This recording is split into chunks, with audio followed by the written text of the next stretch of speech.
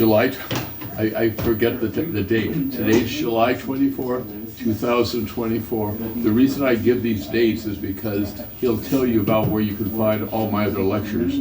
So I like to give the date and the topic. So we're in the library, and I'm going to be talking about the fire of 2010, May 10th, 2010. Now, okay, I'm going to give you 4 things that for some reason nobody knows about the fire. And that's the reason I do these lectures, because I'm hoping someday to write a book. And if I don't make it in time to write the book, at least we'll have these oral lectures. So that's the reason I'm doing this. Okay, so now I'm going to tell you something, and then I'm going to explain to you why that's important. So on May 10th, 1912, okay, May 10th, 1912, a man by the name of Glenn Martin took a flight from Newport to Catalina in a seaplane. It was the longest overwater flight in history, and it was the longest flight in history. It took about 45 minutes. So keep that in mind. You're probably wondering, what does that have to do with the fire? Well, we'll come back to that, but I just wanted to explain that. But I will tell you, you probably recognize the date, May 10th. This was exactly 95 years to the day before the fire. So again, kind of, oh, you made it. So kind of keep that in mind. We're talking about the 2010 fire, May 10th, or 2007 fire. Okay, so I'm going to be bringing up a couple of different things. Number one, now this may sound very strange, but I'll be able to back up what I'm about to say. This date in history, May 10th, 2007, is the only day in all of history that we could have had this fire and not be destroyed. Now I know that's a big thing to say, but I'll explain why I'm saying that. On May 9th, 2007, they had a major fire at Griffith Park. And all of these firefighters were there for the fire. There were about 2,500 of them. Okay, if our fire had come the day before, on May 9th, they wouldn't have come over here, because over there they had a bigger fire than we did, and they would have just said, I'm sorry, but we can't be two places at the same time. If it had been on May 11th, the day after the next day, they would have all been sent home, and it would have taken them too long to all get together to be able to come over to the island. So by having it on the 10th, they were able to be deployed all at once, and they got here within a matter of hours. So that's something that people don't think about, but believe it or not, it was the only date that we could have had that fire. Okay. The next thing is the Catalina Island Conservancy did a very momentous thing for us regarding the fire. Now, we had all kinds of firefighting equipment. Initially, it were just the planes, and I'll talk about those later. In order to get water, they had to go up to the reservoir, the Thompson Reservoir, with scoops to get the water to put it out. Well, that wasn't doing a very good job. But the trouble is, if they had used salt water, the salt water would have contaminated the land. Dumping salt water on the land would have made it impossible for plants to grow. So we were in a very tough situation. Not enough fresh water on the island, and we couldn't use salt water. I was there when this happened. We went to the Conservancy. They're the ones that own 88% of the island, and the fire was primarily on their property. And we told them the problem. Without even a moment of hesitation, they said, use salt water. Don't even give it a second thought. It is more important, I'll never forget the words they said, it is more important it is to save Avalon than it is to worry about the rest of the island, which I was shocked. I mean, I was happy, but I mean, for them not even to think about it, we have to save Avalon. Two things happened because of the fire that made the Conservancy very happy when the whole thing was over. The first one was a lot of plants can only have their seeds germinated in fire. Fire is not necessarily a bad thing unless it gets out of control. So again, a lot of plants on the island have not even seen the light of day for probably thousands or millions of years. Yeah. So after the fire, they sent a bunch of scientists from the mainland to find out what the damage was, and they found plants and grasses that they only saw by way of, what am I thinking of? You know, you find it in rocks. Oh, yeah, okay. Moss? Huh? Moss? No, Fossils. only traces of them. In other words, only imprints of them. Oh, fossils. Fossils, Yeah. They had only seen fossils of them. Now, for the first time, they got to see them alive. So that made them very happy. But the most important thing for the Conservancy was, after the fire, after they had dumped all this salt water on these plants, they found something that they had no idea about. The plants were not destroyed. They flourished. And they did a little more research. They realized that the plants on the island, especially near the ocean, overlooking the ocean, over all of these years are getting enough salt in the wind that brings the salt on the mainland. So these plants are impervious to salt. And they never would have found out if they hadn't done this. So everybody, it worked out great for everybody, even though at the moment, you know, everyone said, oh my gosh, we're gonna have to dig up all the land and start over. So let's hear about how the fire started. Well, I'm gonna. Great. See, okay, I'm only bringing up points that nobody knows about. Everybody knows about how the fire started, really, and I'll get into that. But I want to bring up the issues that Excellent. Nobody knows about. Excellent. That's the important part of my lectures. I want to talk about things nobody knows about. Okay, now we get back to Glen Martin.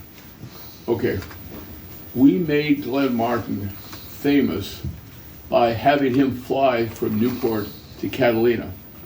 He went on to start aviation companies. For example, Martin Marriott and Lockheed Martin.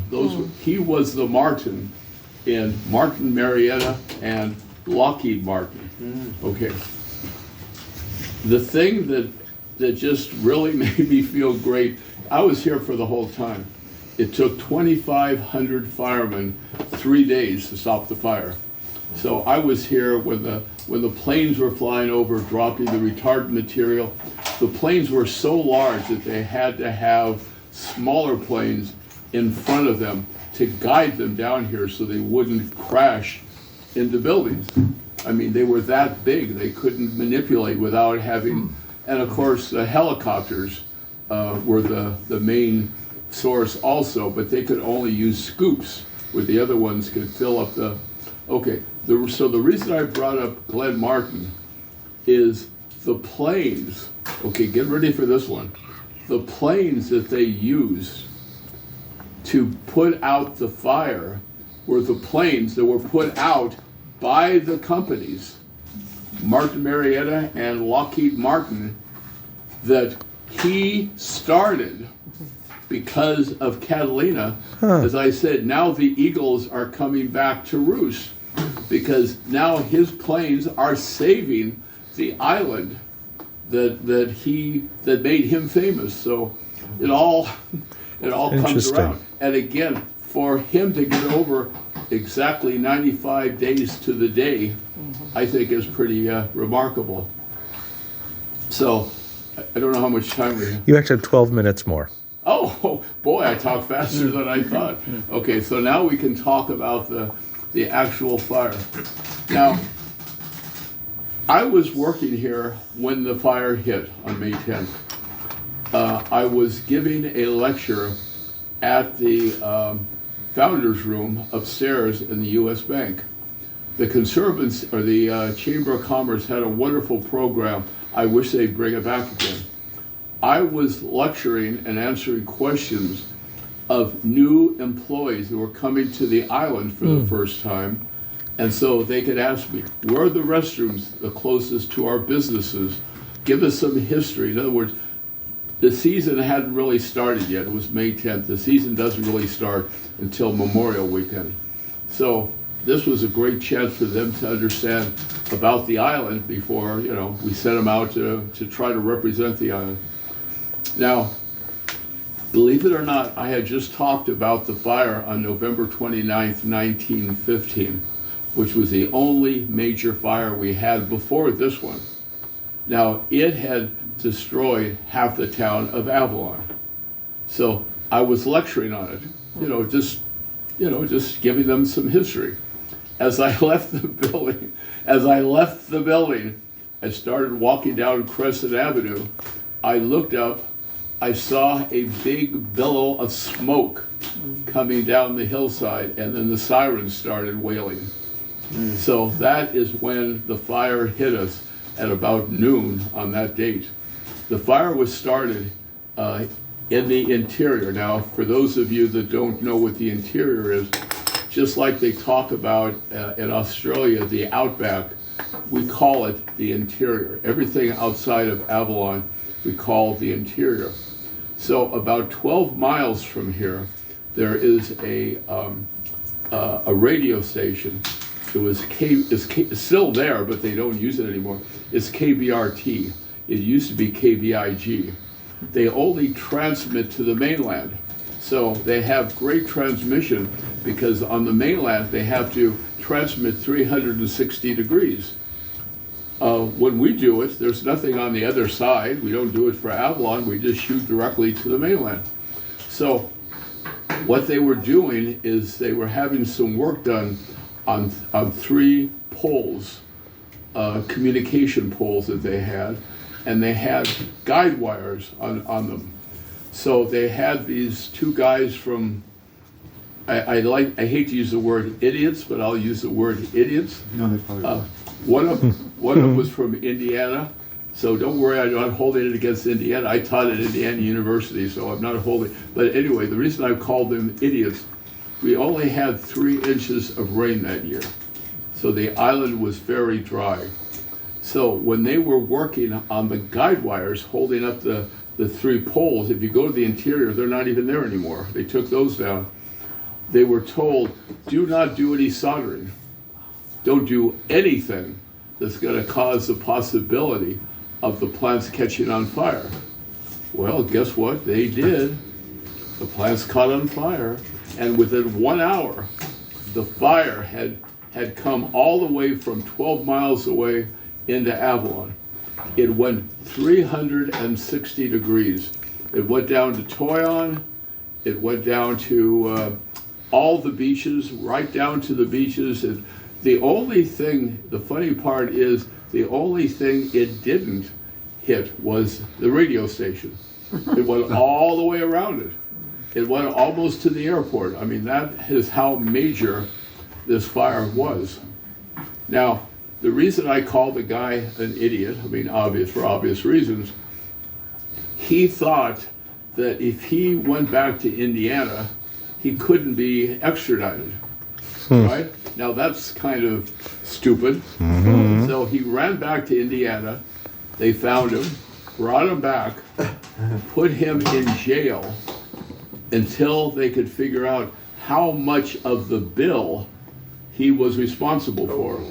Because it costs the county of Los Angeles hundreds of thousands, well over $1 million to have to employ all of these firemen, everything. So they kept him there until they could figure out.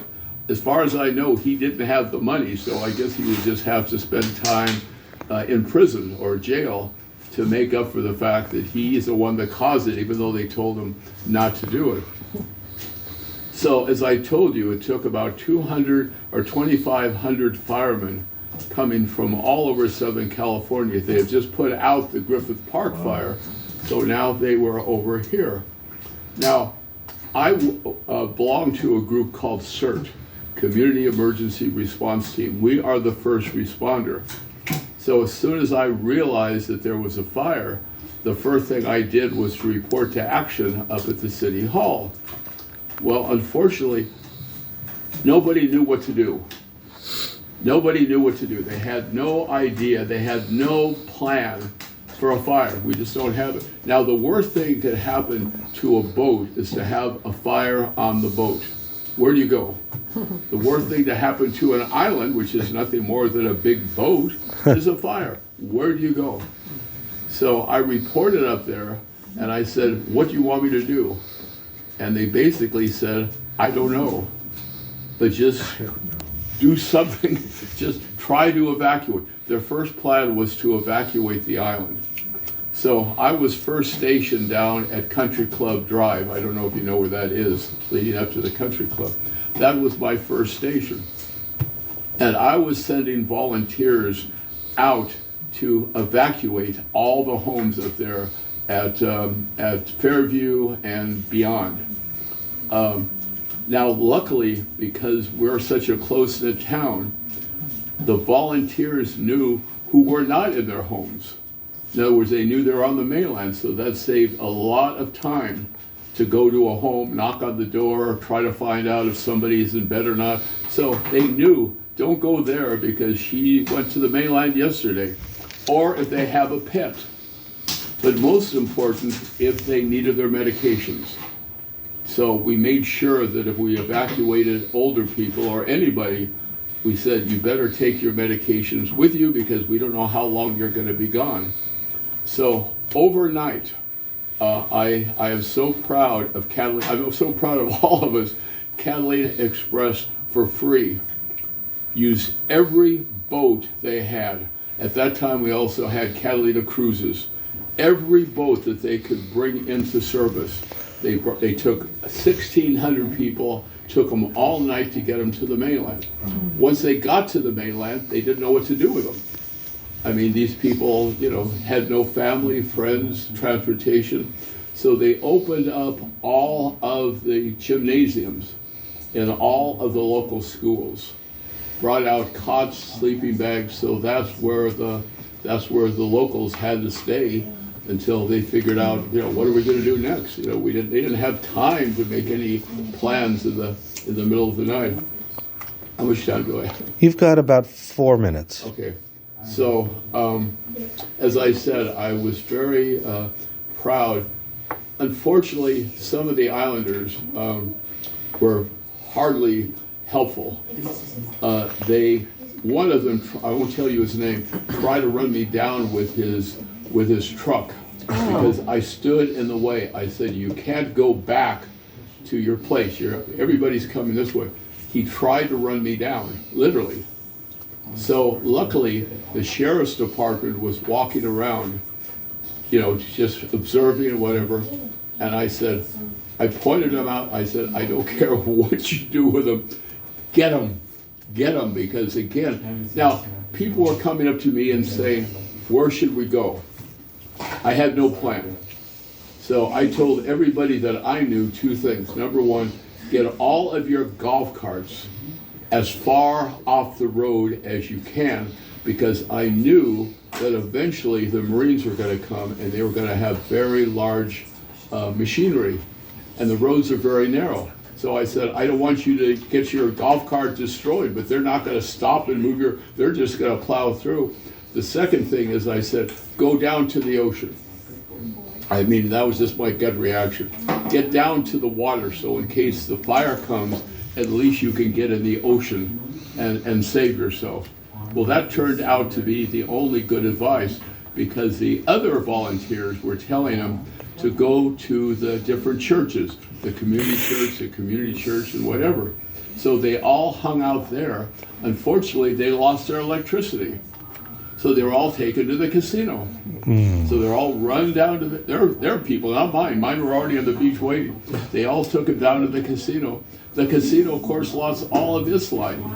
So they had to take them out again and rush them to the boat. So the people that I was giving directions to were already ready to get off. They were the first ones to get off the island. So again, we had no plans. It was just purely gut reaction. So I think that's pretty much it. Okay. Good, thank you. So I can